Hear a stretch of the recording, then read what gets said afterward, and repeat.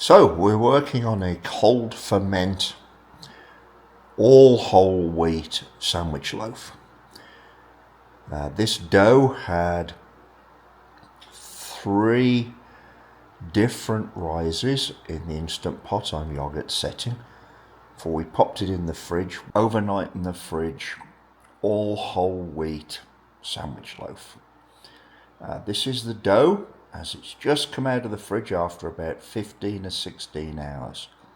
Here's our dough in the bread tin, cast iron for heat connectivity. First time I've used this, so I've put a little strip of parchment paper in to make sure the loaf doesn't stick. We'll let this do a final proofing under a bit of cling film while the oven heats up, and it's off to the races. Here's the loaf as it came out of the Anova Precision oven. That's 15 minutes at 425 with 100% steam. Another 5 minutes with no steam, same temperature, and I gave it 10 minutes at 375. Top's looking great. I have done a quick test. The loaf doesn't stick, so I pulled on the ends of the parchment paper. My concerns may have been misplaced. I'll have another look at this one. I've got it out of the tin. So here's our loaf out of the baking tin. Looks to have a decent crust, not too crusty all round. This one hasn't browned as much as some of the other loaves do. We'll leave this on the cooling rack for a while before we cut it to have a look at the crumb. I'll show you that and then we're done. So far I'm very encouraged. By the way, this loaf smells gorgeous.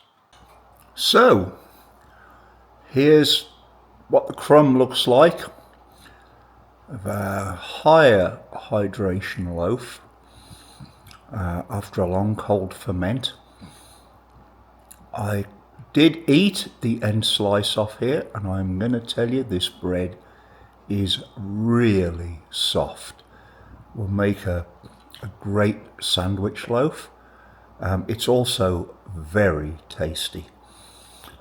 Decent crust, not rock hard on this loaf.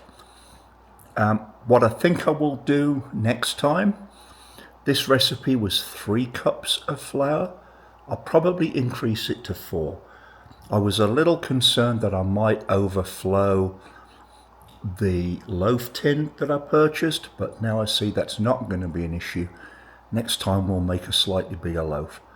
In summary, I have to say, we continue the experiments in baking bread. This is probably